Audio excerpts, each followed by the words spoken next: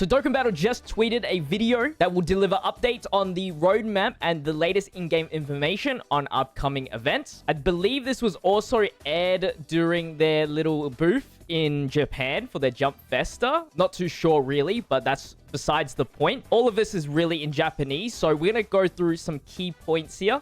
Starting things off with the timeline. This is just like, this is just quickly translated here, but as you can see, we've gotten all of these before the 9th anniversary. Here are some of the future updates. They don't show everything, like they have these question marks here, but we see two things, which is combat power bonus, as well as content organization, which the lines connect to just before the 9th anniversary, which is interesting. So there's nothing new after 9th anniversary. This here is just the global and JP sync, which they haven't really told us what like time frame that is going to be, whether it's after the 10th year anniversary or after the 9th year anniversary.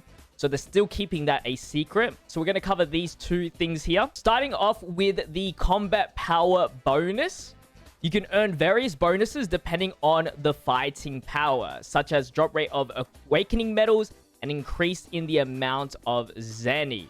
The higher the combat power, the more bonus you get. So I assume this is just going to make it easier for you to farm up medals, especially if you are in the early stages of Dokkan Battle. So you don't have to spend hours on hours just farming Zenny or getting Dokkan event medals. Pretty quality of life change. Next point we're going to cover is content organization. And the biggest point here is that it looks like they are going to be discontinuing Chain Battle as a mode instead of renovating it, which is very, very interesting for sure. As this was actually one of the best ways, obviously, to get a lot of the good skill orbs. They're going to be releasing new content and regular events. Pretty vague stuff right there. That's pretty much what all Omatsu can give us. He doesn't give us any other information how we're going to get extra skill orbs, even though he did talk about the event providing good skill orbs. So the next chain battle on JP will be the very last chain battle ever. That's crazy.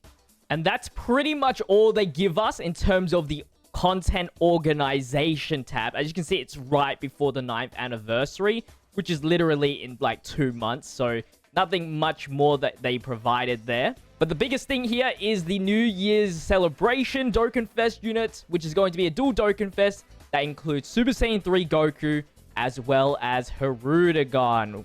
So a very loved movie by many. And that will also probably mean that LR Tech Super Saiyan 3 Goku is going to EZA. This is going to be the SSR arts here. So we don't know what their TUR arts look like. Obviously, probably Hirudegarn is going to look like his final form. And then I'm going to guess it's going to be Goku like Dragon Fisting.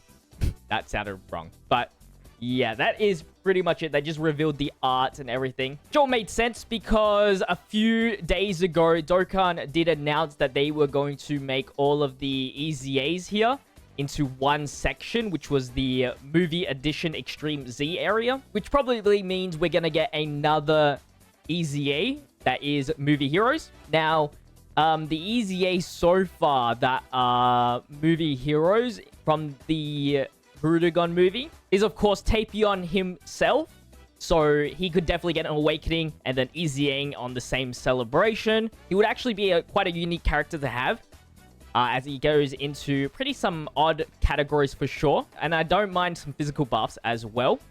And his passive could be pretty good as well, depending on how strong they make him. Obviously, if they make these restrictive, like Feet Goku had versus extreme enemies guaranteed guard, they could do the exact same thing here. So that would be very interesting on what they do with him. And of course, Sword Trunks, he's only got an awakening, so he's probably due now for an EZA.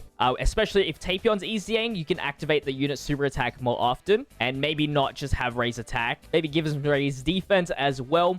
He's got an okay start. This will probably be like 150% attack and defense, probably like 80% or 100% on super. Very nice buff to the movie heroes as well, especially with Tapion. And a nice little support with Tapion on the team. So definitely would synergize somewhat well. And movie heroes does need a buff for sure. And then the final one would be this Saiyaman, who's also due for an awakening. Only as an SSR back in 2017 on JP. And could be really good as well. Although they don't do Actually, he would actually be pretty good because his name is not Ultimate Gohan or Gohan.